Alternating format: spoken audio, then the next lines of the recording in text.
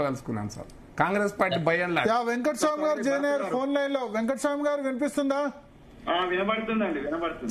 చెప్పండి. రాహుల్ గాంధీని మీరు అన్నట్టు ఎందుకు దొరకట్లేదు? మధుయాష్కి లాంటి లీడర్ కు ఎమ్మెల్సీ ఇచ్చి ఇవ్వచ్చు కదా. మధుయాష్కి నేను ఒక వ్యక్తిని తీసుకోవడం కాకుండా నేను ఏమంటున్నానంటే ఓవరాల్ గా బీసీల రిప్రజెంటేషన్ రాహుల్జీ ఏదైతే మాట చెప్పినాడో దాని ప్రకారము ఒక్కడు కూడా ఇక్కడ పడలేదండి. అది ఎమ్మెల్యేల సీట్లు అప్పటి నుంచే ఈ వివక్ష జరిగింది. ఎమ్మెల్యేల సీట్లు అప్పుడు ఇందాక ప్రకాష్ రెడ్డి గారు చెప్పినట్టుగా స్వయంగా ముఖ్యమంత్రి గారే అంటే అప్పటి పిసిసి అధ్యక్షుడే ప్రెస్ మీట్ పెట్టి 34 అయితే కంపల్సరీ ఇస్తాం, అంతకంటే ఎక్కువైనా ఇస్తామని మాట్లాడినారు. కానీ చివరికి ఏడిస్తున్నారు 20-21 మీరు చెప్తున్నారు. కానీ ఆ 21లో కూడా 4 తీసుకపోయి ఓటు సీట్లు ఇచ్చి మేము ఇచ్చినామని చేతులు దొరుకుతున్నారు. అట్లాగే సిద్దిపేట తర్వాత గోషమాల్ లాంటివి మాకు వద్దన్న ఇచ్చి అవి చేపిస్తున్నారు. ఆల్రెడీ ఏదో 10 మందికి ఇచ్చినట్టు కరెక్ట్ గా ఇచ్చినట్టు లెక్క. ఆ కరెక్ట్ నుంచి మాకు కొన్ని 7 గెలిచినారు. సో 7 గెలిచిన దాంట్లో 3కి ఇప్పుడు ముఖ్యమంత్రి పదవులు ఇచ్చినారు. సరే మిగతా ఎమ్మెల్సీలను కలుపుకోనో ఎమ్మెల్యేలను కలుపుకోనో ఇచ్చి ఎక్స్పాన్షన్ చేసి రాహుల్జీ అంటే ఎలక్షన్ ముందు కొంత చేయలేకపోయినా ఎలక్షన్ అయిపోయి గవర్నమెంట్ వచ్చిన తర్వాత కేంద్ర నాయకత్వానికి రాష్ట్ర ప్రభుత్వం పట్టిండాలి కదా. ఆ పట్టు ప్రకారం వాళ్ళు చెప్పినట్టుగా 42% కాకపోతే 30% అన్నా 35% అన్నా ఉన్నదంటే అది కూడా లేదు. దీన్ని అడిగేటువంటి నాదులు లేదు. ఇవాళ ప్రాబ్లం ఏంటంటే ఇది ఎట్లా, ఇది అన్యాయం కదా, ఇది మాకు ఇవ్వాలి కదా అని అడిగేటువంటి దిక్కే లేదు తెలంగాణ కాంగ్రెస్ పార్టీలో. ఆ దిక్కే లేదు. ఎవరైనా నాలంటూ మాట్లాడితే వాళ్ళు కథమైతాడు. సో అని నేను కథమయ్యే కూర్చున్నా, ఏం కాదు, అది ఇబ్బంది. కానీ ఇప్పుడు ఎవరు మాట్లాడాలి? ఆ స్థాయి నేతలు కొంతమంది మాట్లాడాలి. మర్యాద కావచ్చు, లేదా పొన్నం ప్రభాకర్ కావచ్చు, లేకపోతే సురేష్ శెట్కర్ కావచ్చు, లేదా హనుమంతరావు కావచ్చు, లేకపోతే పొన్నం ప్రభాకర్ కావచ్చు, ఎవరైనా ఇట్లాంటి స్థాయి నేతలు మాట్లాడి మా బీసీలకు స్వయంగా పిసిసి అధ్యక్షుడే మాట్లాడాలి కదా. పిసిసి అధ్యక్షుడు బీసీనే కదా.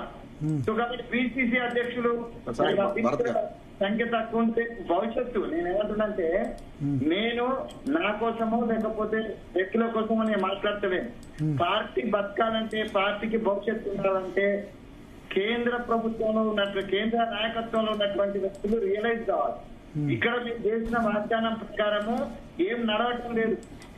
చైర్మన్ ఇస్తే 40 ఇస్తే 40 ఇట్లా 30-35 ఒకే సామాజిక వర్గానికి ఇస్తే ఎవడో నవ్వుకోడా అండి? అడిగటోడు అడగడా?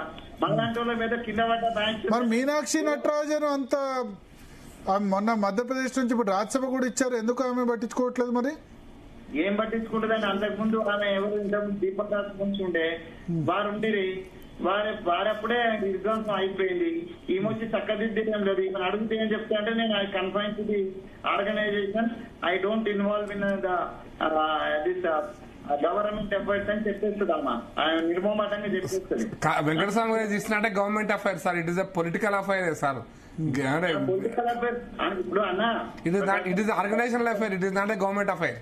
నేనేమంటున్నా ప్రకాష్ అన్న, పొలిటికల్ అఫైర్ అయినా కూడా దాన్ని గవర్నమెంట్ దాంట్లో ఇండల్జ్ కాననేటువంటి దాంతో తప్పించుకుంటున్నారు. అంటే న్యాయం చేయలేని పరిస్థితితో, నిస్సహాయ పరిస్థితితో, లేకపోతే చేయాలనే మనసు లేకుండా మొత్తం మీద అవుతుంటే వారు వేల తోచే చూపుకుంటున్నారు. ఇక ఆర్గనైజేషన్ లో కూడా పెద్దగా జరిగింది. బీసీసీ ప్రెసిడెంట్ బీసీ ఉన్నంత మాత్రం మొత్తం న్యాయం జరిగిందని కూడా ఏం లేదు. పార్లమెంట్ పరిస్థితి కూడా అంతే అన్న. పార్లమెంట్ లో కూడా 3 ఎస్సీలు, ఒక ఎస్టీ, 2 ఎస్సీలు, 3 రెడ్లు గెలిచింది. నేను 70 మందిని తీసుకొని పోయినా మనకు కనీసం అపాయింట్మెంట్ దొరకలేదు. That is the reason why on that day Ponnala Lakshmaiah left the party.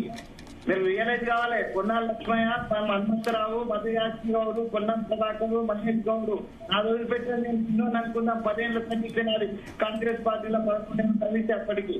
కానీ యోధాని యోధులు, గురువృద్ధులు, భీష్మపితామహులు అందరూ ఉన్నా కూడా ఖర్గే గారు మాకు అపాయింట్మెంట్ బీసీ డెలిగేషన్ కు అదే రేణుకా చౌదరి తమకి ఇచ్చినారు.